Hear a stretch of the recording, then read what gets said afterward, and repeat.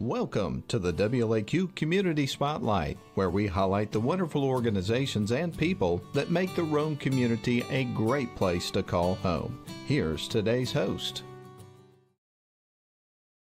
Or we are now live on Facebook as well as our YouTube channel as well. And we've got another special guest that's going to be joining us here for this segment. And we're super glad to have joining us here on the program live at the open house event at Mathis Trailers and Equipment Sales, Tony Cargill, the pastor at Dykes Baptist Church. How are you today, sir? I'm great. How are you? Wonderful. It's great to have the opportunity to talk to you here on the radio at a very special event for some special people that we're celebrating here today.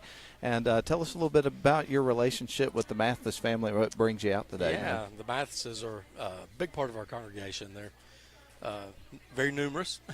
So there's a lot of them. And growing too, huh? And growing, yeah. They've got a new grandbaby this week, or last week I think it was. But yeah, just really gotten associated with them, gotten close to them, love and appreciate them, have a great heart for not only the church but the entire community. No question about it, and what a great community it is and a great event that we're having here today. So let's talk a little bit about your path. And how long have you been the pastor now at Dykes Baptist Church? This is still really new. Yeah, very new. Total of about 6 months now. I gotcha. Yeah. So, but I've been in this area my whole life. Done a lot of ministry in this area. Served at several churches. So I'm not new to the community or many of the people that are in Dykes Creek or in our church specifically. Just thankful to be there. No question about it. And I know that the search for a new pastor, they were very, very thorough about that. It took a while. They wanted to take their time, make sure they had the right person. Yeah. And I know I've talked to different people from Dykes Creek Baptist Church. They're very excited to have you, and what a great fit that is. So how did that all come about that you became the pastor? Oh, my goodness. It was quite a journey. It was a God thing. I wasn't looking, really, but knew they were looking. And received a call from them on a Sunday afternoon during my nap. So I woke up from a nap and saw I had a voicemail. It was from a person on the search committee, and said they'd gotten my name, wanted to know if I'd be interested in talking with them. So over the next 2 or 3 weeks, we started communicating a little bit, and of course prayed about it. And it just seemed like all the pieces fit together. So next thing I know, they're coming to hear me preach, and within the next week, they brought me in and said, "Hey, we want you to be our pastor." And I was like, "Well, I'm glad you do, because that's what God told me to." Well, there you go, man. And the rest is history. And here you are 6 months later. Yeah. And I know that that's one of those things that is always a challenging type thing for a new pastor at the church, even though you've been doing this for a long time, but also a new congregation and all that sort of stuff, to get to know each other and things of that nature. And but it sounds like it's been a very smooth transition, and it's gone really well. Well, the wonderful thing is Mike Garrett, who was the pastor before me, he was there for 35 years. And Mike left the church in a really good situation.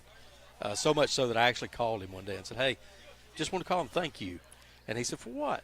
And I said, "For leaving me such a great church, filled with good people, people that love each other, love the Lord, of course, and are out serving." We have 5 service teams out today, visiting shut-ins, one at the Hope House, Salvation Army, one delivering homemade chicken pot pies to people. So probably 50 to 60 people are out in the community today, just being the church. That's awesome, man. That is tremendous. Getting people involved and all those sorts of things, which is obviously a big component of that. But so let's talk a little bit about your path of getting into that to begin with. I know you've been doing this for a while, but how did you get into it? Oh, that's kind of a crazy story too. I knew when I was 18, God was calling me into the ministry. Was very reluctant to do that. I had other aspirations, but he just kept shaping and forming my life that kept moving me in that direction. I began serving as a deacon in my home church, then started serving in youth ministry. And then once I accepted the calling of the ministry, 6 months later, I'm pastoring my first church. And been doing that for 26 years now. Wow. Yeah. In what ways would you say, that stick out to you the most? Have things changed in those 26 years in which you've had to adapt and adjust and evolve in your role? Yeah, culture has changed a tremendous amount in my time in ministry. People are a little bit more detached now with social media and such. I guess one of the best ways to put it, when I was young, if I wanted to get together with my friends, we would meet at someone's house.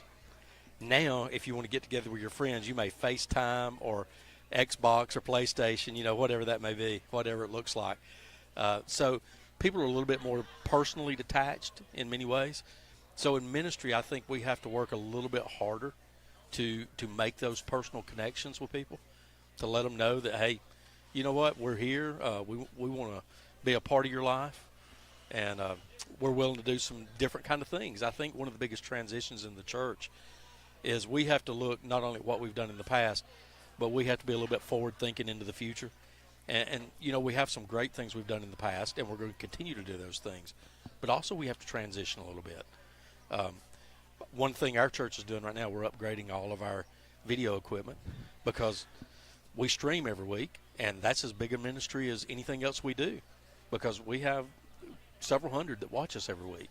It's so funny that you mentioned that because one of the things that we've added to this broadcast at Mathis Trailers this year is video cameras that are pointing at us right now. So I can totally relate to that, and I can relate to, I've been in radio, my whole life essentially. My family's had WLAQ and owned it since 1987 and watch how everything's changing and adapting and evolving and all that kind of stuff. But then sometimes, you kind of long for the old days when it was simple. Mm-hmm. I'm over here operating cameras and and everything all at the same time. It kind of does add a new wrinkle to it. It does. And when I knew I was going to be on radio today, I thought, I had a deacon that used to come in and he said, "Man, you have the perfect face for radio." I've never heard that one before, ever. No, never. But we got a special guest joining us here on this particular segment live from Mathis Trailers and Equipment Sales at 3420 Kingston Highway. Tony Cargill, he is the Dykes Creek Baptist Church pastor here. He's been there for 6 months. And enjoying that process. And it's great to have the opportunity to catch up with you. And we want to take the opportunity to invite people to come out here and join us here today because this is really a special event, isn't it? This is so fun. It's amazing. It's my first time being out here. And just there's a lot of energy here. I'm surprised. People are walking around, talking, having a good time, eating homemade ice cream, which I'm about to tear into, hamburgers, hot dogs. It's like a fat boy's dream. That's a pretty good selling point right there, man. So come out to the Fat Boy's Dream. It's out at Mathis Trailers and Equipment Sales today. You got some homemade ice cream, hot dogs, hamburgers on the grill, tater tots, any soft drinks that you want, all that kind of good stuff. It's all going down, and it's all right now at Mathis Trailers. Yeah, come have a good time with us. There's just something about, and kind of going back to what you were talking about, is how people connect now with the social media and all those different types of things. But there's no substitute for actually being around people, shaking hands and smiling, seeing their facial expressions, and experiencing the kind of community that we're getting here today. That's exactly right. I know things kind of go in cycles, they say, and all that kind of stuff. I hope we kind of cycle back around to more of that kind of thing because it's so important. It really is. Yeah, that's. I'm a people lover. I'm a handshaker. I'm a neck hugger, and you just can't do that on a computer, So come out and be with us. That's the truth, man. I've been talking to my son here recently about that. One of the things that's interesting about people that just grew up with social media and the internet the way that it is now and those sorts of things is you're right. The social aspects of it is very different. And I remember when I was a kid and I turned 16, I couldn't get somebody to take me over to the DMV quick enough to get my driver's license so I could get out and have those sorts of experiences that you're describing.